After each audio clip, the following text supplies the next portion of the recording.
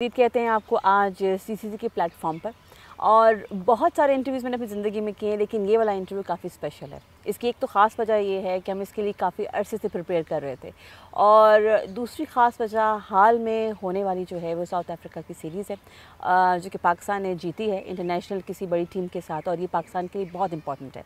सो ऐसे मौके पर भी थॉट कि अगर हम जो हैं वो अज़हर अली साहब से इंटरव्यू कर सकें और उनसे उनकी जर्नी के साथ साथ क्रिकेट का जो फ्यूचर है उस पर बात कर सकें, that would be really interesting.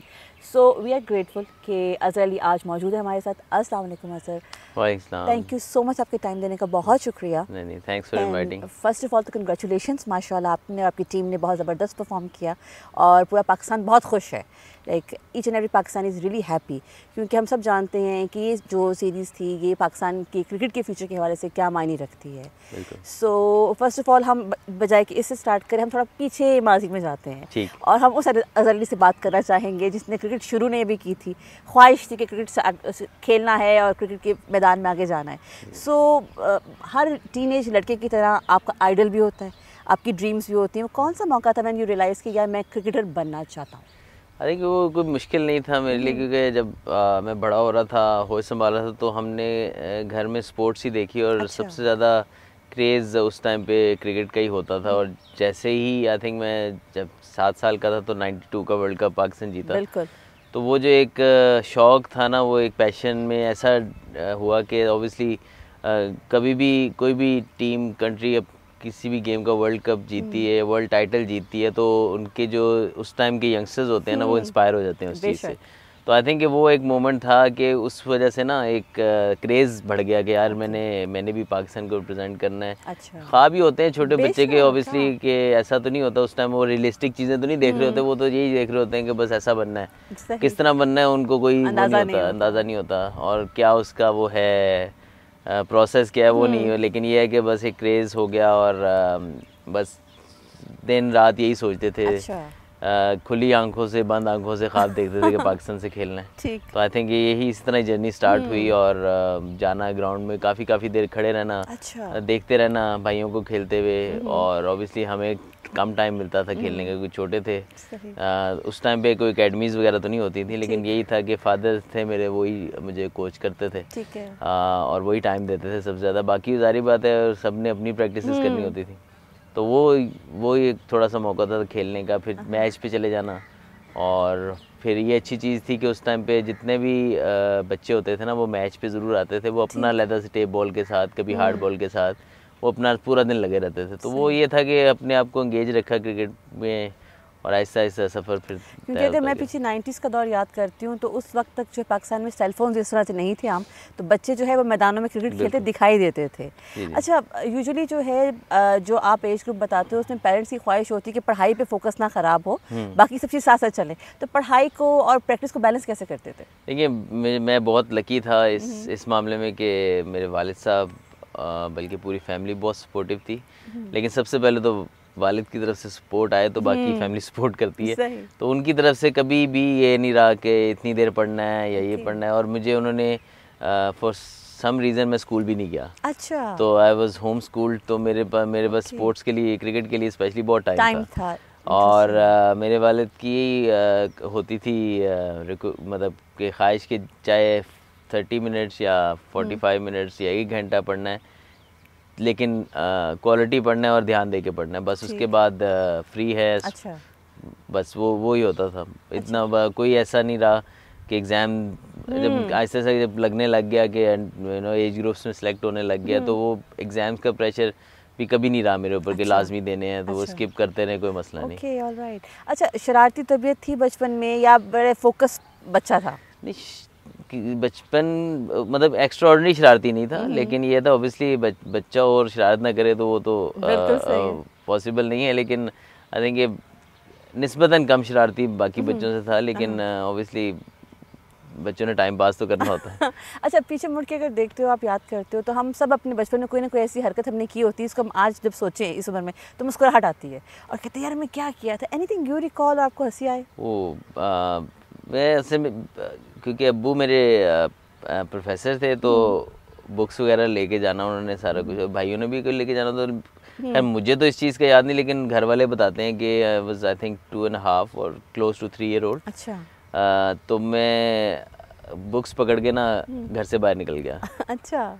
और वो सब यही कहते थे, अब्बू कहते थे कॉलेज जा रहा हूँ इस तरह करके। तो वो जो रास्ते में पूछता जाए, अब वो उस टाइम पे तो होता ये था कि अच्छी चीज़ ये थी कि लोग बहुत क्लोज होते थे, जो एक गली में रहते थे, एक दूसरे को जानते थे, एक दूसरे के बच्चों को जानते थे। आजकल तो हालात ही आ गए हैं कि साथ वालों का बच्चा भी जा रहा हो तो आपको नहीं पता होता है किधर जा रहा है, कौन जा रहा है, आप you don't care much.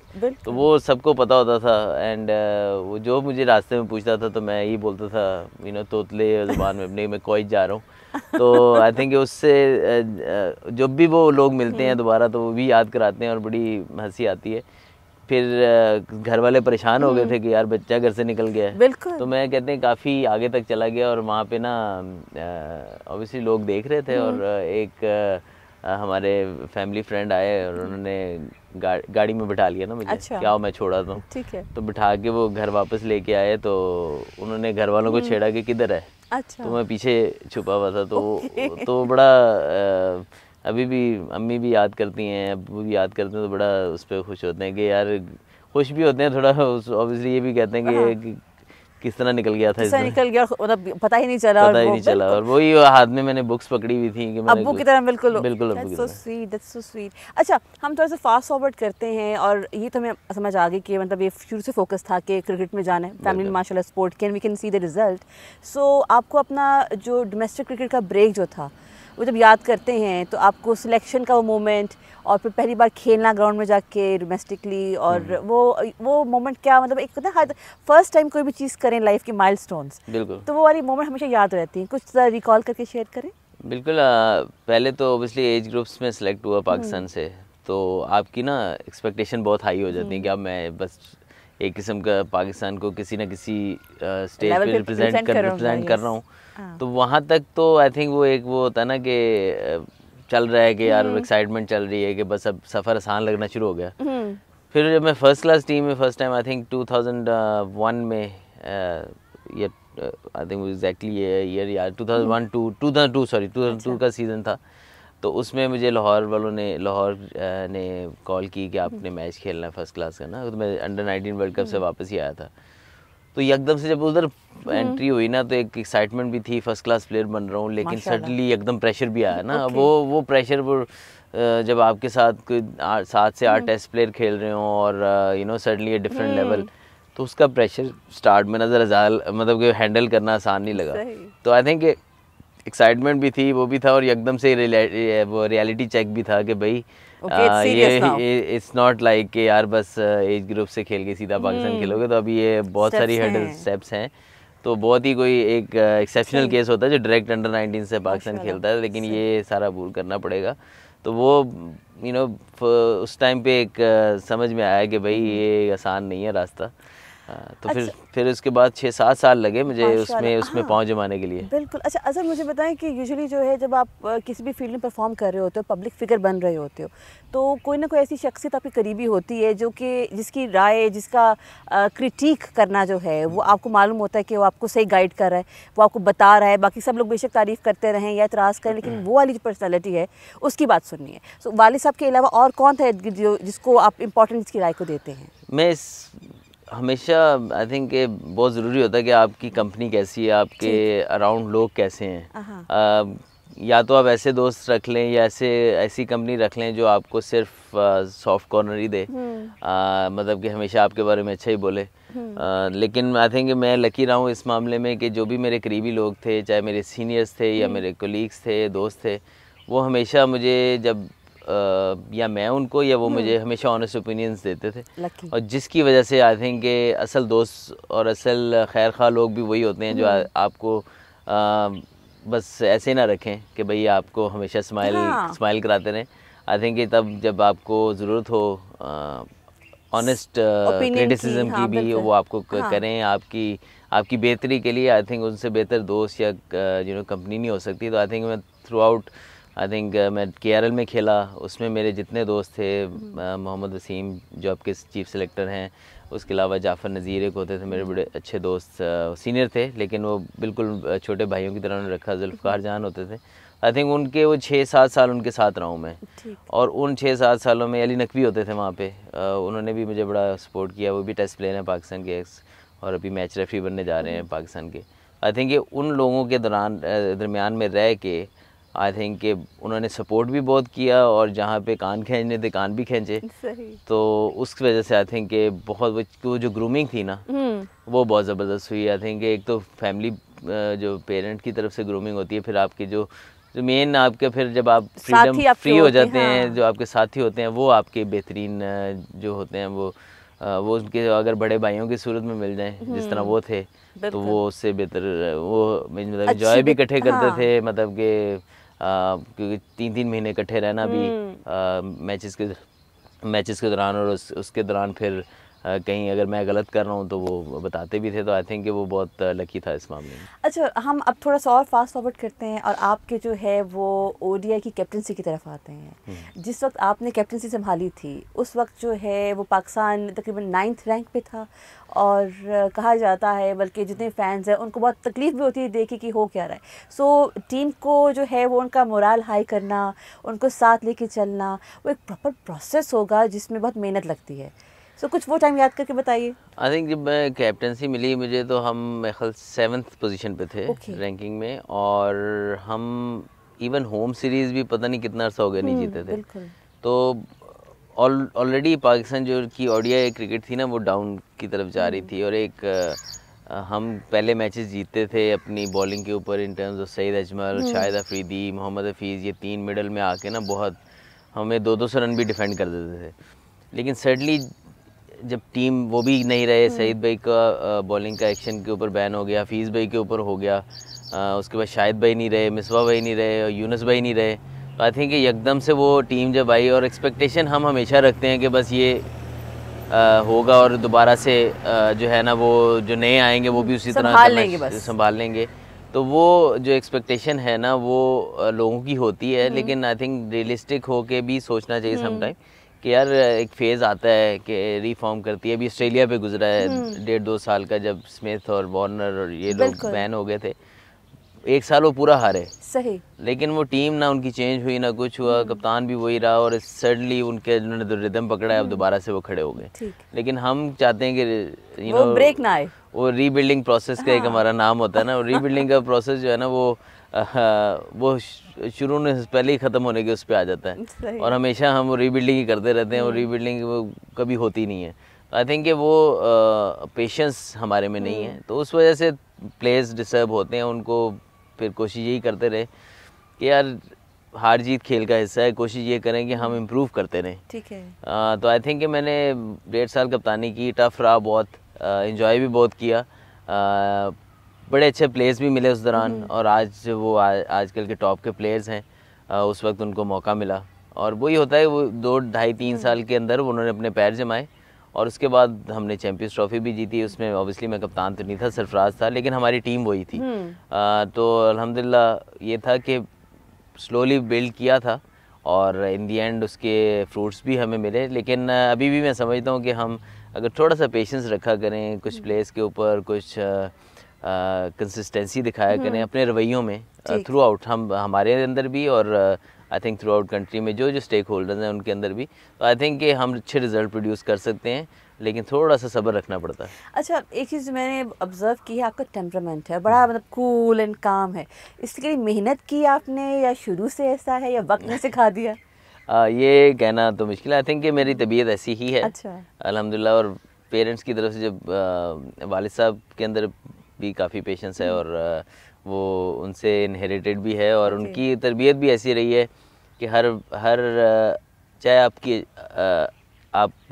Life अच्छी जा रही हो तब भी किस तरह आपकी मर्ज़ी की चीज़ें हो रही हो तब भी किस तरीके से रहना, और अगर खुदा ना खास्ता थोड़ा टफ टाइम चल रहा है तब भी कैसे रहना। और उस वजह से आई थिंक कि जब बाकी चीज़ें भी होती हैं तो उसमें पेशेंस रहता है, सब्र रहता है।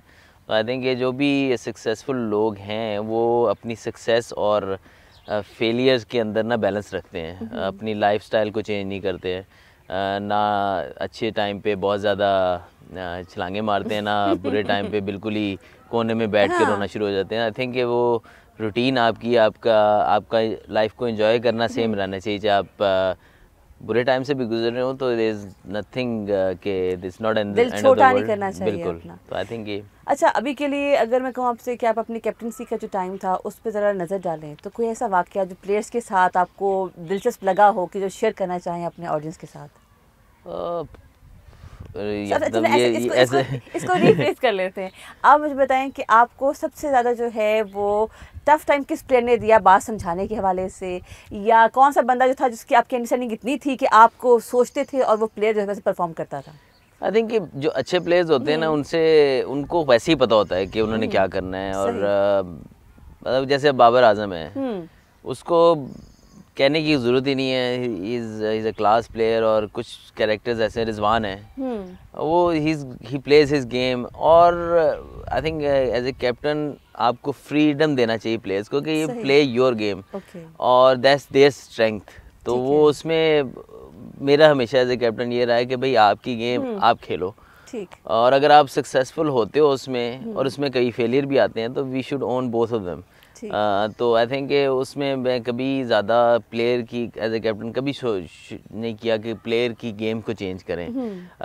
टीम प्लान्स होते हैं और उस प्लेयर सुन लेते हैं और that's their responsibility to apply those in their strengths, किस तरह वो कर सकते हैं। तो आई थिंक ये ज़्यादा प्रोफेशनल क्रिकेट में फ्रीडम देना ज़रूरी है, और जिसको कहते हैं ना प्लेयर को एम्पावर करना बहुत ज़रूरी है, क्योंकि इन दी एंड जितना मर्जी कैप्टन कह ले, कोच कह ले, इट इज़ जब प्लेयर खेल रहा होता है तो उसने अपने अंदाज में करना है। उसमें शाहिद भाई का एक अपना अंदाज होता था, मिसबा भाई का अपना अंदाज होता था, यूनुस भाई का अपना अंदाज होता था। हर प्लेयर अपनी स्ट्रेंथ पे खेलेगा तो एक टीम बनेगी, अदरवाइज क्या हर कोई बिल्कुल एक ही तरह खेलना शुरू हो जाए तो वो भी फ़ायदा नहीं है, और उसमें फेलियर्स और सक्सेस आएगी बीच में। तो we should back them at that time, और वो जब बैक करते हैं ना तो वो प्लेयर फिर कॉन्फिडेंट होता है कि यार मेरी गलती को ओन किया है, कोई मसला नहीं है, नेक्स्ट टाइम फिर वो अपनी फ्रीडम से खेलने में उसको हिचकिचाहट नहीं होगी। अच्छा, पाकिस्तानी अवाम जो है बड़ी जज्बाती है, जब अच्छा परफॉर्म करते हैं तो बिल्कुल इसके साथ मोहब्बत के दरिया बहा देते हैं, और जब परफॉर्मेंस हमारे प्लेयर्स की अच्छी नहीं होती तो वो गुस्सा देखने वाला होता है उनका। सो आप लोग अपने प्लेयर्स को बहैसियत कैप्टन जो आप कैसे रेडी करते हैं कि भाई अच्छा परफॉर्म अगर ना हो पाया किसी टाइम पर तो अवाम का जो गमो गुस्सा है उसको उस पर रिस्पॉन्स कैसे करना है? आई थिंक अगेन वही क्योंकि अब तो आदी हैं सारे प्लेयर्स और समझते भी हैं कि ठीक है, ये खूबसूरती भी है पाकिस्तान क्रिकेट की कि कहते यही हैं सब कि यार हम नहीं देखेंगे अब क्रिकेट, अब देखने का कोई फायदा नहीं, इस मैच के बाद तो नहीं देखनी, लेकिन still they love it, they come back. और हमें अंडरस्टैंड करना चाहिए उनके इमोशंस को। इमोशंस बहुत ज़्यादा इन्वॉल्व होते हैं जब हम जो क्रिकेट मैच देखते हैं।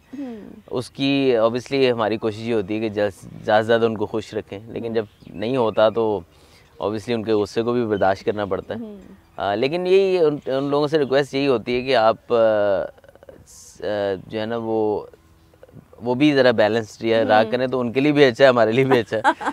तो यस सब कोशिश यही होती है कि उस चीज़ को साइड पे रखें, और और आपने देखा भी है हम लोग कम बैक भी करते हैं इसी तरह। बिल्कुल। अगर बुरी सीरीज चलेगी तो अगली सीरीज में कम बैक भी किया है।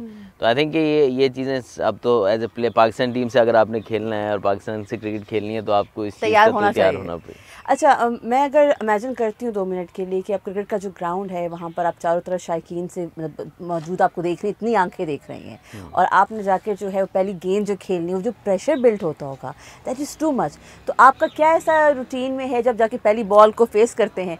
कोई ऐसी रूटीन कि कुछ पढ़ लिया, कुछ दिल में दोहरा लिया, कुछ याद कर लिया, हाउ यू मैनेज इट? पढ़ते तो बिल्कुल हैं। अच्छा। उसके बगैर तो हम तो हमेशा यकीन एज ए मुस्लिम है कि जब अल्लाह का नाम लेके जाएं, पढ़ के जाएं तो खैर ही होती है। फिर चाहे सक्सेस और फेलियर से नहीं उसको वो करना चाहिए, खैर होती है। तो आई थिंक नर्व्स काम करते हैं। आप किसी भी जगह पे जाएं और अल्लाह के ऊपर भरोसा रखें तो आपके वैसे ही कामनेस आ जाती है, क्योंकि देन यू नो कि आपने प्रोसेस करना है, अल्लाह के ऊपर रिजल्ट को छोड़ा है आपने, जो वो फैसला कर देगा वो इतनी। तो आई थिंक फिर भी नर्व्स रहते हैं एज ए ह्यूमन बीइंग, कितना भी आप अपने आप को करें, लेकिन ग्रेजुअली जैसे आप खेलते हैं तो खेलना शुरू होते हैं तो आई थिंक कि वो ज़्यादा जब ना खेल रहे हो ना, बाहर बैठे हो, पीने पैड शेड करके तैयार होकर बैठे हो तो ज़्यादा नर्व ज़्यादा होते हैं। जब आप एक्चुअली खेलना शुरू कर देते हैं तो वो जो है ना वो आहिस्ता आहिस्ता वो काम डाउन हो जाता है कि आप you are actually playing the situation. Okay, alright, that's lovely. अच्छा, एक चीज़ मुझे बताएं, आप इंटरनेशनल खेलने के लिए जाते हो और इंटरनेशनल टीम्स की जो प्लेयर्स हैं दोस्ती भी होती है, तो ज़्यादा दोस्ती कौन सा ऐसा इंटरनेशनल प्लेयर है जिसके साथ आपकी है जो बेस्ट बडी वाली दोस्ती कहीं होते हैं कि आप कह सकते हैं दो ज़्यादा वंस बड़ा मज़ा आता है, you look forward to meet them, मैदान में मुकाबला होता है लेकिन ऑफ द ग्राउंड जो है वो बहुत गपशप रहती है और बहुत मज़ा आता है? क्योंकि अगर हम सीनियर्स को देखते हैं तो जितने हमारे वसीम अकरम हो गए, इमरान खान साहब हो गए, सब लोग इनकी बड़ी दोस्तियाँ थी आपस में, और अब जब भी बैठ के बात करते हैं तो उस टाइम के हम ग्राउंड पर ऐसे मुकाबला करते थे, ऑफ ग्राउंड ऐसे गपशप होती है, तो आपका कौन दोस्त है?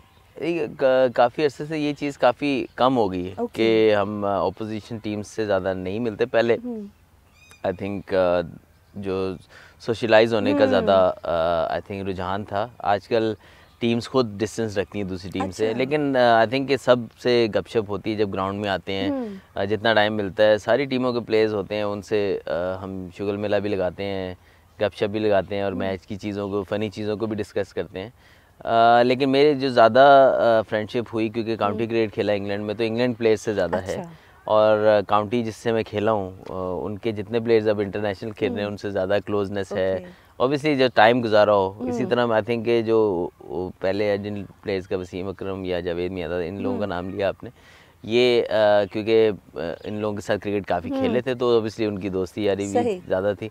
और इसी तरह हमारी जो T20 लीग्स खेलते हैं उनकी भी ज़्यादा डेवलप हो जाती है, क्योंकि डिफरेंट जगह पे जाके इकट्ठे खेलते हैं।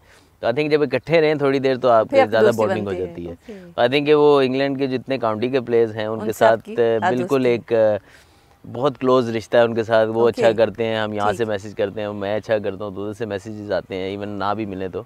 आई थिंक वो उनके साथ एक ऐसा रिलेशनशिप कायम हो गया, आई थिंक वो लाइफ टाइम रहेगा। अच्छा, मुझे ये बताइए कि अभी के लिए जो आप टेस्ट के अंदर आपके 10,000 रन कब तक मुकम्मल होने के चांसेस हैं? दुआ करें, इंशाल्लाह कोशिश पूरी है कि पाकिस्तान के लिए जितनी देर मैं खेल सकूँ और अच्छा परफॉर्म कर सकूँ। मेरी फोकस अभी यही है कि जो फॉर्म है उसको बरकरार भी रखूं, बल्कि उसको बेहतर करूं। जो मेरे आई थिंक मैं हमेशा समझता 2014 से लेकर 2017 तक जो मेरी फॉर्म थी, अगर मैं उसको बहाल कर लूँ 2-3 सीज़न, तो वो टारगेट मैं अचीव कर सकता हूँ। माशाल्लाह। अच्छा, मुझे बताइएगा जो नए आने वाले हैं उनके लिए आप क्या टिप देना चाहेंगे कि अपनी जो है वो तैयारी कैसे करें, फिजिकली अपने आप को कैसे फिट रखें? क्योंकि यूजुअली जो है थैंक्स टू सोशल मीडिया आजकल जो है वो हर चीज़ एक्सेस में है, लोगों के, लोग देखते हैं उनका फेवरेट प्लेयर जो है वो क्या कर रहा है, कैसे अपने आप को अपडेट कर रहा है, तो आप उनको क्या कहना चाहेंगे कि एक्चुअल क्या करना चाहिए उन्हें? नहीं, एक्चुअली मेरे ख्याल में सबसे पहले डेडिकेशन तो ऑब्वियसली ज़रूरी है ही, हार्ड वर्क भी ज़रूरी है, लेकिन मेरे ख्याल है सबको जो प्रोसेस है ना उसको देखना कि किसी भी सक्सेसफुल किसी भी फील्ड में होना है आपने, तो उसका प्रोसेस से उससे गुजरना ज़रूरी है। सही। और तभी आप मैच्योर होते हैं उस फील्ड में। तो आई थिंक कभी भी शॉर्टकट ना ढूंढें किसी भी चीज़ में कि यार मैं इस तरह करके ये सीढ़ी इस तरह पहुंच जाऊंगा फ़ौरन। उसमें आपको शॉर्टकट्स अल्लाह की तरफ से अगर आ जाएं तो आ जाएं, लेकिन आपने कोशिश ये करनी है कि जिस स्टेज पे हैं आप अपने आप को बेहतर से बेहतर बनाएं और अपना बेस्ट बने। You know, you don't compete with everyone else, you compete with yourself. अपना बेस्ट और आप रोजाना आप अपने आप को बीट करने की कोशिश करेंगे तो इंशाल्लाह you will be best as you can be. तो then you have a better chance to success. और इंशाल्लाह जो प्लेयर टैलेंटेड होता है और वो नेक नियति के साथ मेहनत करता है तो अल्लाह उसको कहीं ना कहीं पे ऐसी स्टेज पे पहुंचाता ज़रूर है कि वो अपने जो मेहनत का वो है वो फल खा सके। अच्छा, आपने मुख्तलिफ कैप्टन्स के अंडर जो है वो खेला है, आपको जो है आपके मिजाज के हिसाब से किसकी कैप्टनसी में मज़ा आया है ज़्यादा? ठीक, मैं तो कोशिश मेरी हमेशा जो होती टीम की रिक्वायरमेंट के हिसाब से खेलूँ, तो तमाम कैप्टन्स मेरे लिए मुझे कोई किसी भी मसला नहीं होता रहा, लेकिन ज़्यादा टाइम मैं खेला हूँ मिसबा भाई के अंडर, 7 साल कैप्टनसी की उन्होंने तकरीबन, और 7 साल में ही मेरा कैरियर ब्लॉसम किया। मैंने बहुत इन्जॉय किया उनके अंदर खेल के और बड़ी सक्सेस भी हमें मिली उस टाइम पे। तो यस, वो पीरियड मेरा बेस्ट है। लेट्स से आपको टाइम मशीन मिलती है और आपको चांस मिलता है कि माजी में जो प्लेयर्स अब इस दुनिया में नहीं हैं, अब खेल नहीं रहे हैं या दुनिया में हैं, उनके साथ जाके क्रिकेट खेल सके, तो कौन से 3 ऐसे प्लेयर्स हैं जिनके साथ बैटिंग या बॉलिंग करने की ख्वाहिश है आपको? एक तो इंजमाम भाई मेरे फेवरेट रहे हैं हमेशा, तो वो उनके साथ बैटिंग करना रहा, you know, would be, I love to do it, a dream come true. हाँ, और विव रिचर्ड के साथ, because I met him few times और he is such a humble गाय, तो उनके साथ, और he was a great great player और काफ़ी लोगों के आइडियल प्लेयर भी थे, तो उनके साथ ज़रूर खेलूँगा। और एक सईद अनवर, ओके, माशाल्लाह, क्योंकि पाकिस्तान के one of the best players ever been, और आई थिंक उनकी क्लास भी डिफरेंट लेवल, तो उनके साथ ज़रूर खेलना। थोड़ा सा आपको जो है पीछे लेके जाते थे, आपने 302 रन से बनाए थे और ये एक बहुत मेजर स्कोर है, हर किसी को जो है टेस्ट में करने का मौका नहीं उस तरह से बनता, बहुत कम प्लेयर्स हैं। सो फ्रेम ऑफ माइंड क्या था, कैसे अपने आप को स्टेबल रखा, और उसका नक्शा खींच के बताइए। अगेन उसी चीज़ पे वापस ले जाऊंगा, प्रोसेस के ऊपर। तो आई थिंक कभी भी आप जाते हैं, आप ये इरादा करके नहीं जाते कि यार आज ये होगा ये होगा, आप ये कोशिश करते हैं कि बेस्ट करना है मैंने आज, और सेंचुरी की ख्वाहिश तो हर इनिंग में होती है आपकी। लेकिन स्टार्ट करने पे तो कोई आपको नहीं था कि यार 300 आज ट्रिपल सेंचुरी करूँगा, तो बस प्रोसेस को करता गया, सिचुएशन जैसे जैसे बनती गई उस तरह खेलता गया। बस वो बहुत बड़ी अचीवमेंट है। I think I feel very lucky to achieve it. It's not easy, क्योंकि doesn't matter the opposition, 300 run बनाना और उसमें लक भी आपको चाहिए होती है, लेकिन पेशेंस भी चाहिए होता है, फिटनेस भी चाहिए होती है। तो आई थिंक वो उस इनिंग में तमाम कोशिश की कि उसको अप्लाई करता रहूं, और जितना रहे मैक्सिमम कर दो। बस लकी हूँ अल्हम्दुलिल्लाह कि 300 कर गया। 300 जो है वो बहुत कम लोगों ने किया हुआ है, तो आई फील वेरी लकी कि ये मैंने अचीव किया है, और something to remember for my life. माशाल्लाह। अच्छा, आप मतलब माशाल्लाह आपने एज अ बॉलर स्टार्ट किया था, if I am not wrong, तो वहाँ से क्रिकेटर के तौर पे जो है, बैट्समैन के तौर पे जो है, उसका जो कन्वर्जन था वो कैसे हुआ, क्या प्रोसेस था, क्या ये डिलिब्रेट एफर्ट थी, या आपको अंदाज़ा बाद में हुआ कि नहीं आपको बैटिंग भी उतना ही लुत्फ़ देती है बल्कि ज़्यादा देती है लुत्फ़? बैटिंग तो हमेशा लुत्फ़ ज़्यादा ही देती है। आई थिंक अगर आपको बैटिंग करना आती है तो बैटिंग से ज़्यादा लुत्फ़ किसी भी चीज़ में नहीं है, क्योंकि टफ़ है कि एक बॉल होता है आप आउट हो जाते हैं, लेकिन on the other hand batting आप ज़्यादा एंजॉय करते हैं हमेशा, मैंने हमेशा की है। लेकिन ये है कि मैंने स्टार्ट किया as a leg spinner, age group सारे मैंने एज ए लेग स्पिनर खेले, फिर 11 फर्स्ट क्लास मैचेस मैंने एज ए बॉलर खेले थे। तो फिर उसके बाद एक ट्रांसफॉर्म, एक पीरियड ऐसा आया जिसमें मैं क्रेडिट दूंगा इस वक्त KRL जो मेरा डिपार्टमेंट था, उन्होंने मुझे कुछ 4-5 साल ना रखा अपने पास, क्योंकि उनमें पोटेंशियल नज़र आता था, लेकिन मैं बहुत ज़्यादा मैचेस खेलता नहीं था। अच्छा। तो फिर उस दौरान, और इवन कहीं रीजनल ट्रायल्स, रीजन की टीम के ट्रायल्स होते थे, वहाँ पिक नहीं होता था, वो सिलेक्ट कोई नहीं करता था। तो फिर उनके वो जो इंकरेजमेंट थी ना, वो 5-6 साल की, उन्होंने क्रिकेट के साथ जोड़े रखा, और मेरे जो इरादों को ना वो बांधे रखा कि यार अभी खेल सकता हूँ, मैं खेल सकता हूँ। कई दफ़ा दिल टूटा भी कि यार अब मुझे लगता है मुश्किल है, सारा कुछ है, लेकिन दे केप्ट बिलीविंग इन मी। तो एक अपॉर्चुनिटी आई ऐसी कि एज ए बैटिंग ऑलराउंडर खेलने का मौका मिला। मोहम्मद वसीम कप्तान थे, अली नकवी उस टाइम पे हमारे बड़े सीनियर प्लेयर थे, तो हमारी बैटिंग फेल हुई जा रही थी। तो हमने ना लास्ट मैच खेलना था, रेलीगेशन जो थी ना वो हमारे सर पे थी कि अगर हम मैच वो हार जाते, ना जीते, इवन ड्रॉ भी कर जाते, तो हम अगले सीज़न फर्स्ट क्लास क्रिकेट ना खेलते।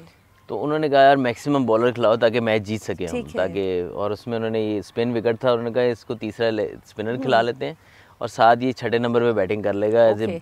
तो वो अपॉर्चुनिटी थी, उन्होंने मुझे नॉकिंग नेट में बैटिंग करते देखा हुआ था, उन्होंने कहा यार ये अच्छा भला खेलता है, इसको हम एज ए बैटिंग ऑलराउंडर खिलाते हैं, थोड़े से ओवर कर लेगा, साथ में कहीं स्पिन स्पून होगा तो आउट भी कर देगा।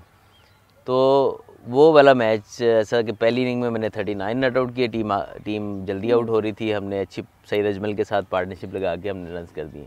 अगली इनिंग में उन्होंने मुझे नंबर 5 पे भेज दिया। अच्छा। उस पर मैंने 64 कर दिए। तो बस उससे ये बिलीव आ गया मेरे अंदर भी और उनके अंदर भी कि ये हमें लॉन्ग टर्म के लिए एज ए बैट्समैन भी सर्व कर सकता है। So from there on I think opportunity मिलती गई, रन करते गए। फिर एक मैच था जिसमें आई थिंक जिसको मैं लाइफ चेंजिंग गेम कहता हूँ अपने, वो था पेंटेंगुलर कप था, उसमें KRL versus I think Habib bank. तो उन्होंने मुझे एक अपॉर्चुनिटी कि यार नंबर 3 पे जगह है, 1 डाउन पोजीशन पे, तो तुम्हें एक मैच मिलेगा जो अब साबित कर दे जो करना है। मैंने कहा मुझे खिला दें। तो बल्कि इंग्लैंड जाने के लिए ना मैचेस खेलने होते थे 5 आपने 18 महीनों में, तो इंग्लैंड में आपको लीग का कॉन्ट्रैक्ट मिल जाता था। तो मैंने कहा 2 मैच रहते हैं, मुझे कहीं खिला दो। तो रिक्वेस्ट की उनको, उन्होंने कहा एक मैच खिला देते हैं, ठीक है, जगह है हमारे पास, हाँ, अगले में तुम्हारे ऊपर है। मैं कहा एक खिला दें, जहाँ मर्जी खिलाएं। ओके, तो वो मैच में जब खेला तो पहली इनिंग में 84 किए मैंने, अच्छा, और अगली इनिंग में मैं पहली फर्स्ट क्लास अपनी सेंचुरी की। माशाल्लाह। From there on I think मैं एक भी मैच मैं बाहर फर्स्ट क्लास का नहीं बैठा। उसके बाद सेंचुरियाँ काफ़ी सारी सेंचुरियाँ मैंने 2 साल के अंदर आई थिंक 9 फर्स्ट क्लास और 1 डे की मिला के 9 सेंचुरियाँ की। आई थिंक उससे फिर मेरा ट्रांसफॉर्म हुआ, फिर बिलीव करना शुरू हो गए लोग कि एज ये बैट्समैन अच्छा खेलता है, इसको खिलाना चाहिए। अच्छा, वैसे असल मुझे बताइए कि आज के दौर में जो है वो ऐसा कौन सा बॉलर है जो आपको लगता है बड़ा डेडली बॉलर है, मतलब वो जब आता है बॉलिंग कराने के लिए तो बाकायदा बैट्समैन को सोचना पड़ता है कि अपनी गेम अब कैसे लेके चलनी है, क्योंकि एक टाइम पे जो है वो वसीम और जो है वकार, उनका कम्बिनेशन हमारी टीम में बड़ा डेडली माना जाता था, और वो लोग उनका जो है वो बॉलिंग स्टाइल को क्रैक करने की कोशिश करते थे। सो अभी के लिए अगर आप देखते हैं तो मैं खाली पाकिस्तानी की टीम की बात नहीं करूँगी, मैं ओवरऑल में जानना चाहूँगी आपकी राय इस हवाले से, बॉलर्स के बारे में। हाँ, प्योरली बॉलर के वजह से अगर अपनी गेम की टॉप पे जब को दिखाई बॉलर दे रहे हैं इस वक्त बॉल एक बॉलर या एक पेयर बॉलिंग? पेयर, कोई पेयर जो है बॉलर्स का हो पेयर, आई थिंक एक इंग्लैंड के जो जिमी एंडरसन और ब्रॉड का पेयर है, बहुत डेडली है। I think once they go they are on top of their game, especially in England. They can roll over any batting lineup in one session. देखा है उनको करते हुए हमने। बेशक वो एक बॉलर उस टाइम पे छाया और दूसरा उसको सपोर्ट करे, वो उनका एक होता है, एक ने 6 विकेटें लेनी है, दूसरे 2-3 लेनी है और दूसरी टीम को साइड पे कर देना। ये उनका एक कॉम्बिनेशन है, किसी दिन एक दिन वो करता है, एक दिन वो करता है, जो टीम पे हावी हो जाए। तो आई थिंक वो एक दूसरे को अंडरस्टैंड भी बहुत अच्छा करते हैं कि किस तरीके से हमने दूसरी टीम को प्रेशर में ही रखना है, क्योंकि वो होता ही है कि एक दिन हम कई लोग अंडरस्टैंड नहीं करते कि यार एक ने 6 आउट किया तो 7 वाले का क्या रोल था। वो समटाइम वो 6 आउट ना उसकी मेहनत भी होती है साथ में, क्योंकि अगर वो प्रेशर रिलीज नहीं होने दे रहा दूसरे एंड से, अगर वो भी विकेटों के ही पीछे जा रहा है तो दूसरी तरफ से रन्स खुलते हैं, फिर इसका प्रेशर भी कम हो जाता है। तो आई थिंक वो बहुत अच्छा अंडरस्टैंड करते हैं कि आज उसका दिन है, आज मैंने नहीं जाने देना इस तरफ से, ताकि वो उड़ा देगा। इट्स अ टीम वर्क, और आई थिंक वो इस चीज़ को बहुत अच्छा अंडरस्टैंड करते हैं। और बाकी भी कई ऐसे हर कंट्री के पास पेयर हैं ऐसे। जैसे हम जब स्पिन विकेट्स पे खेल रहे थे दुबई में, सईद अजमल और अब्दुर्रहमान होते थे, वो दोनों ही एक दूसरे को ऐसा अंडरस्टैंड करते थे, वो जाने नहीं देते थे कि किसी को, अगर एक दफ़ा पकड़ लेते थे टीम को वो नहीं जाने देते। तो आई थिंक हर टीम के पास होते हैं, जब जो भी टीम नंबर 1, नंबर 2, नंबर 3 पे है, उनके पास ऐसे पेयर मौजूद होते हैं, वो दे हंट इन पेयर्स। ओके, अच्छा अजहर मुझे बताइएगा कि क्रिकेट का और शोबिस का बड़ा जो है ना वो चोली दामन का साथ है, और बहुत सारे जो हैं वो अक्सर हम क्रिकेटर्स को मुख्तलिफ एक्ट्रेसेस के साथ देखते हैं। आपको उस तरह से ऐसे नाम हमने मतलब नहीं सुना हुआ, and you got made very young age में। सो उसकी क्या वजह थी? घर वालों ने कहा कि बजाय के बच्चे के नाम बाहर से कहीं से आए, उसकी शादी कर दी जाए, वाज दैट द रीजन या क्या? नहीं, मेरी शादी हो गई थी before coming in any limelight ना, तो ये मेरी अपनी रिक्वेस्ट थी और फैमिली से कि मैंने क्योंकि मैं इंग्लैंड जाता था काफ़ी, 5-5, 6-6 महीने रहता था, तो मेरे जैसा बंदा बोर हो जाता है फिर। तो आई थिंक मैंने कहा कि मैं शादी कर लूँगा तो मेरा टाइम इजीली गुजर जाया करेगा। माशाल्लाह, बेटे के नाम आपका अज़लान है, छोटा सा है आपका बेबी, मतलब माशाल्लाह। सो पहले तो मुझे ये बताइए कि एक क्रिकेटर का बेटा क्रिकेटर बनेगा अगर उसमें पोटेंशियल हो, so how do you plan to support your kid अगर वो आगे माजी में मुस्तकबिल में आगे आके क्रिकेट खेलना चाहे तो? अभी तो बड़े वाला बड़ा इंटरेस्टेड है, इब्तिसाम, वो बड़ा सीरियसली ले रहा है, बट आई ऑलवेज सपोर्ट के जो भी मेरे बच्चे करना चाहें दे शुड डू इट, और what they enjoy the most तो वो करें, कोई प्रेशर नहीं है। हाँ, ये ज़रूर है कि स्पोर्ट्स खेलें, ताकि स्पोर्ट्स आपको डिसिप्लिन सिखाती है, लाइफस्टाइल सिखाती है, आई थिंक वो, और अप्स एंड डाउन्स लाइफ के सिखाती है कि किसी दिन आप जीतते हैं, किसी दिन आप हारते हैं। तो आई थिंक वो चीज़ जो है ना वो किसी भी चीज़ को अचीव करने के लिए ज़रूरी है। आई थिंक स्पोर्ट्स इस लिहाज से मैं चाहता हूँ कि बच्चे खेलें ज़रूर।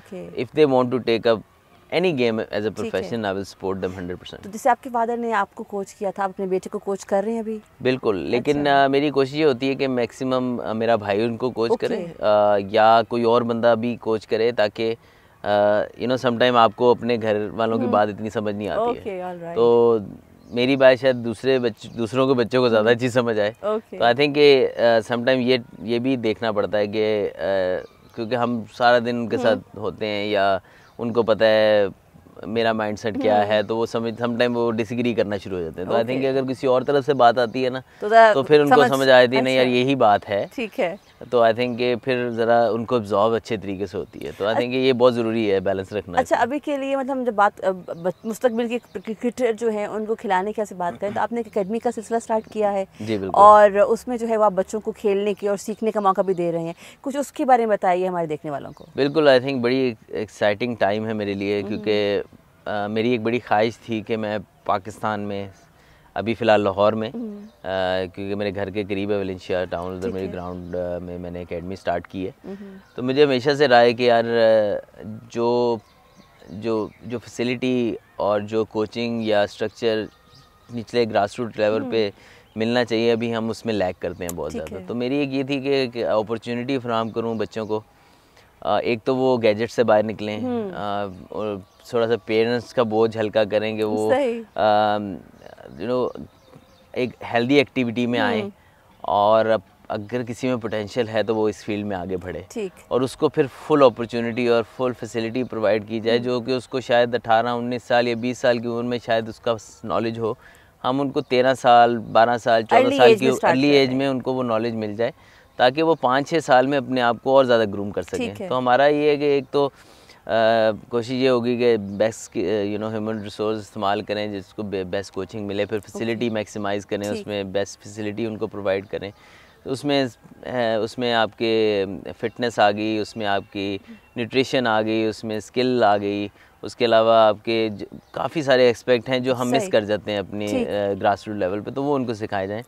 और फिर इंशाल्लाह जिसमें पोटेंशियल होगा तो मुझे पूरी उम्मीद है कि सब चीज़ों को इस्तेमाल करके वो आगे आएगा। अच्छा, ये जो आपकी अकेडमी है ये लड़की और लड़के दोनों प्लेयर्स के लिए है? फ़िलहाल अभी जो है वो बॉयज़ की लिए है, और काफ़ी रिक्वेस्ट आ रही हैं, कहीं ना कहीं हम अकोमोडेट कर रहे हैं लड़कियों को भी, लेकिन मेरी कोशिश अगर प्रॉपर स्टार्ट किया जाए तो फिर उनका एक फ़ीमेल क्रिकेटर किसी को भी हेड रख के उसको उसके अंडर किया जाए, ताकि आई थिंक एक अच्छी इन्वायरमेंट उनको भी मिले। काफ़ी रिक्वेस्ट आ रही हैं, लेकिन आई थिंक हमें जल्दी करना पड़ेगा, क्योंकि उनकी भी बड़ी क्योंकि क्रिकेट आहिस्ता आहिस्ता लड़कियों की भी आगे बढ़ रही है पाकिस्तान की, तो उनको भी अपॉर्चुनिटी मिलनी चाहिए। अच्छा, इस पहले कि मैं आपसे इजाज़त लूँ, मैं चाहूँगी कि कोई ऐसा वाक़या आप याद करके बताएं कि इंटरनेशनल टूर पे आप थे और वहाँ पे कोई ऐसा वाक़या हुआ हो जो कि आज भी आप सोचें और आप याद करें तो आप कहते हैं यार ओके वैसे साढ़े नाल, so anything like that, any incident which made you laugh, it makes you smile. असल में मेरे साथ तो बहुत कम ही होते हैं ऐसे वाक़े। ये एक अर्ली हमारे करियर में ना, मैं और असद और खुर्रम मंजूर, ये असद शफीक, ये हम काफ़ी क्लोज फ्रेंड्स हैं। तो हम उस टाइम पे खाने के लिए बाहर निकल रहे हैं न्यूजीलैंड के अंदर। अच्छा। तो एक गाड़ी आई है, तो उसके ना गाड़ी के पीछे ना कुत्ता था बहुत बड़ा। अच्छा। आई थिंक उसके, और बहुत खूबसूरत लग रहा था दूर से। ठीक। तो बैक सीट से ना उसने ऐसे करके निकाला हुआ है, और वो गाड़ी यूं घूम के आ रही है, हम कुत्ते को देख ही जा रहे हैं। अच्छा। तो यकदम ना गाड़ी ने स्पीड पकड़ी है, और स्पीड पकड़ के ना हमारे सामने आगे खड़े हो गए। अच्छा। और मैंने कहा शायद वो हम चले ना जाएं, तो इसको तस्वीर खिंचाने आया है क्या आया। हम बड़े एक्साइटेड कि यार को तस्वीर खिंचाएगा। उसने उतरा है, कुछ आधा मिनट तो मुझे समझ नहीं है इसने कहना क्या शुरू हुआ है, और तो जब गालियाँ शुरू की है ना तो मुझे वह इसने गालियाँ निकालना शुरू कर दी। तो हमें नोटिस में भी नहीं था कि उसकी गर्लफ्रेंड साथ बैठी है। Oh my God. तो वो ये समझता रहा कि हम उसको देख रहे हैं। ओह ताड़ी खैर। अच्छा। तो वो कहता है I will see you in town, और इस तरह से। तो हमारे ना हमारे पहुँचो काम पे, तो बस फिर रास्ते में जाते रहे और यही घबराते रहे अभी पीछे से आया। तो वो आई थिंक हम जब भी याद करते हैं तो हमें हंसी आती है इस बात पे कि ऑकवर्ड सिचुएशन, और हम जो है ना उस बिल्कुल वो जुर्म के जिसका पता ही नहीं था वो हो गए। तो शुक्र है आया नहीं वो वापस मुड़ के। अच्छा, असल मुझे बताइएगा कि पहले किसी ज़माने में जो है यूनिवर्सिटी कॉलेज के अंदर जो है बच्चे खेलते हुए और स्पोर्ट्स के कोटा पे आगे आते थे, और हमें जो है वो बहुत ग्रास रूट लेवल पे प्लेयर्स मिलना शुरू हो जाते थे। आप काफ़ी अर्से से वो चीज़ में जो है बहुत कमी आई है, आप कैसे देखते हैं इस बात को? बहुत पीछे हमारी जो स्पोर्ट्स है ना, वो कॉलेज और स्कूल वगैरह में बहुत पीछे, यूनिवर्सिटी लेवल पे बहुत पीछे चली गई है। आई थिंक उसको रिवाइव करने की बहुत ज़रूरत है, उसके अंदर स्कॉलरशिप लाने की बहुत ज़रूरत है। इस तरह आपके स्पोर्ट्स पर्सन जो भी हैं वो एजुकेट भी होंगे, और आई थिंक ये डेवलपमेंट के लिए भी एज प्लेयर्स, चाहे वो किसी भी स्पोर्ट्स में हो, बहुत ज़रूरी है आई थिंक, और वो रिवाइव होनी चाहिए। अच्छा, अभी के लिए हम पाकिस्तान को जो है वो लैंड ऑफ अपॉर्चुनिटी कहा जाता है। हमने बड़े बड़े प्लेयर्स जो हैं वहाँ से इस हालात में बाहर हमारे आए काम खेलने के लिए कि लोगों को यकीन नहीं आता है और हालात आसान नहीं हैं, मगर जब से इंटरनेशनल क्रिकेट जो है जस्ट बिकॉज ऑफ दहशतगर्दी की वजह से हमारे यहाँ पे टीम्स आना बंद हो गई थी और अब वापस दोबारा से ओपन हुआ है सिलसिला, तो आपको क्या लगता है कि इससे हमारे जो अपने बच्चे हैं उनका हौसला कैसे बढ़ेगा और आप आगे क्रिकेट में इसको बेहतरी के हवाले से कैसे देखते हैं? बहुत आई थिंक ज़रूरी था ये क्रिकेट को पाकिस्तान में वापस आना, क्योंकि हमने 9 साल 10 साल जो क्रिकेट बाहर खेली है ना, यूएई में खेली है, उसमें एक तो प्लेयर्स के लिए भी टफ था, दूसरा ये कि जो यंगस्टर्स होते हैं जो जैसे आपने बात की कि जो बच्चे हमारे वो किससे इंस्पायर हों, टीवी पे देख के कितनी देर इंस्पायर होंगे। आई थिंक जो जब ग्राउंड में आज बाबर आजम को देखते हैं या अपने जो नए स्टार्स हैं उनको देखते हैं जब खेलते हुए अपने सामने, तो वो इंस्पिरेशन एक अलग होती है। तो अभी तो कोविड का टाइम चल रहा है, लेकिन आई थिंक जब ये आए थे, श्रीलंकन टीम आई, टेस्ट क्रिकेट खेली पाकिस्तान, या वाइट बॉल के मैचेस जो हुए, वर्ल्ड 11 आई, उसमें पाकिस्तानी प्लेयर भी थे, इंटरनेशनल प्लेयर्स दूसरे भी थे, तो आई थिंक कि जब उनको सामने से देखेंगे ना ग्राउंड में बैठ के, तो एक अलग इंस्पिरेशन होती है, फिर शौक ज़्यादा बढ़ता है यंगस्टर्स के अंदर। तो आई थिंक कि इसके लिए बहुत ज़रूरी है। और अल्हम्दुलिल्लाह अब क्रिकेट हो रही है, टेस्ट क्रिकेट हो रही है पाकिस्तान में, which was the biggest challenge. तो अल्हम्दुलिल्लाह अगर वो हो रही है तो इंशाल्लाह आगे जाके और यंगस्टर्स जो हैं वो क्रिकेट को भी खेलेंगे और ज़्यादा मेहनत करेंगे उस लेवल तक पहुंचने के लिए। अच्छा अजहर, मैं एक क्रिकेटर नहीं हूँ, मैं क्रिकेट नहीं खेलती, मैं एक व्यूअर हूँ, तो मुझे ऐसा लगता है कि जो हमारे PSLs हैं और हमारे जो है 2020 मैचेस हैं, आवाम का मिजाज चेंज हो गया, वो जल्दी वाला नतीजा देखना चाहते हैं कि अच्छा जल्दी मैच ख़त्म हो। इसको आप कैसे देखते हैं कि मतलब आवाम का मिजाज वापस टेस्ट की तरफ लाने के लिए जो हमें क्या करना चाहिए? बेसिकली टेस्ट एक एक्चुअल क्रिकेट मानी जाती है, एक टेम्परामेंट का जो है वो अंदाज़ा होता है प्लेयर के, उसके स्टेमिना का अंदाज़ा होता है, टेस्ट होता है उसमें। सो 2020 मैचेस तो आप जल्दी से खेलते हैं और बस मैच ख़त्म हो जाता है। आई थिंक कि मेरे ख्याल में मुश्किल काम है आज के पाकिस्तान को, मतलब पाकिस्तानियों को टेस्ट क्रिकेट की तरफ एंगेज करना, लेकिन आई थिंक कि इसमें बहुत सारे लोगों का रोल हो सकता है, इसमें आई थिंक मीडिया का रोल हो सकता है, इसमें सोशल मीडिया का भी रोल हो सकता है, ब्रांड्स का रोल हो सकता है, मीडिया सोशल मीडिया का, जैसे मैंने पहले कहा। तो जितना आप हाईलाइट करेंगे जिस चीज़ को, उतनी चीज़ जो है वो लोगों के दिलों में आती है, लोगों के नज़रों में आती है और फिर वो उस चीज़ को टेकअप करते हैं। तो आई थिंक इस टाइम पे T20 का दौर चल रहा है, PSL का दौर चल रहा है, तो हर चीज़ वो दिखती है और वही फिर लोग ज़्यादा पसंद भी करते हैं। वैसे तो हमारे लोगों के पास टाइम बहुत है, लेकिन आई थिंक टेस्ट क्रिकेट के लिए कम निकालते हैं, और कुछ हैं लोग हैं अभी तक टेस्ट क्रिकेट को फॉलो करते हैं और ज़्यादा पसंद करते हैं। अच्छा, लेकिन उनकी तादाद कम होती जा रही है। अच्छा मुझे बताएं, आप सोशल मीडिया पे एक्टिव हैं? क्योंकि यूजुअली जो इंटरनेशनल प्लेयर्स हैं वो सोशल मीडिया पे काफ़ी एक्टिव हैं, और लेट्स सपोज 800 बॉलों को हमने आज प्रैक्टिस किया, वो शेयर कर दिया, जनाब इतनी बॉल्स में सुबह प्रैक्टिस करता हूँ, और ये मुख्तलिफ चीज़ें शेयर करते हैं। और जो हमारे प्लेयर्स सोशल मीडिया पे एक्टिव होते हैं उसको हमारी आवाम वैसे बड़ा एतराज़ कर रही होती है, फॉलो भी करती है और रिस्पॉन्स भी करती है। तो आप एक्टिव हैं सोशल मीडिया पे? हाँ वो, लेकिन मैं जिसको कहूँगा बहुत ज़्यादा भी एक्टिव नहीं और ऐसा भी नहीं है कि बिल्कुल नहीं हूँ, तो एक बैलेंस रखा हुआ है मैंने। लेकिन ये 800-900 बॉलें आई थिंक ये आप किसी दिन खेलते हैं, किसी दिन नहीं खेलते। मेरे ख्याल बहुत मुश्किल होता है कि पाकिस्तान में तो हम इतनी बॉलें डेली नहीं खेलते। हाँ 1 घंटा 1.5 घंटा समटाइम ब्रेक लेके 2 घंटे जो है वो थ्रो डाउन्स कर लिए, बैटिंग कर ली। तो इन दी एंड अगर आप डिफरेंट सेशंस मिला लें तो शायद 500-550 बॉलें हो जाती हैं, लेकिन 1000 बॉलें खेलना करवाने वाले की भी हिम्मत है। तो समटाइम बॉलिंग मशीन वगैरह की बॉलें मिला लें तो समटाइम ज़्यादा भी हो जाती हैं। लेकिन ये कि एवरी डे जो है ना, लेकिन मेरा हमेशा से रहा है कि क्वालिटी प्रैक्टिस की जाए, क्वांटिटी से ज़्यादा क्वालिटी, ताकि आप बस लगे ना रहें कि आपने लगे हुए हैं और करी जा रहे हैं और उसका कोई फ़ायदा नहीं है। तो आई थिंक कि बेस्ट यही है कि आप को डेली पता होना चाहिए कि आपने आज किस चीज़ पे काम करना है, क्या अचीव करना है अपनी प्रैक्टिस से, बहुत ज़रूरी है। बिल्कुल सही है। Thank you so much sir, आपका बहुत शुक्रिया, आपके टाइम का बहुत शुक्रिया। एंड वी रियली होप कि आने वाले टाइम में आपको मज़ीद हम खेलता देखें, आपकी ऐसी ज़बरदस्त परफॉर्मेंस और जो आप अपनी फिटनेस लेवल चाह रहे हैं, you get that again, achieve कर पाएँ उसको। और वंस अगेन कंग्रेचुलेशन इस बात पर कि आपने इतना ज़बरदस्त अभी जो है आपकी टीम ने और आपने जो परफॉर्म किया। एज अ पाकिस्तानी नेशन हम जीता पसंद करते हैं, सो हम बहुत खुश होते हैं हमारे प्लेयर्स अच्छा परफॉर्म करें। Thank you so much, really happy. और इसके साथ ही वक्त हो जाता है कि आपसे इजाज़त ली जाए और दोबारा मुलाकात हो दोबारा अगले इंटरव्यू में। तब तक के लिए मुझे यानी कि शापारा सलीम को इजाज़त दीजिए। अल्लाह हाफ़िज़।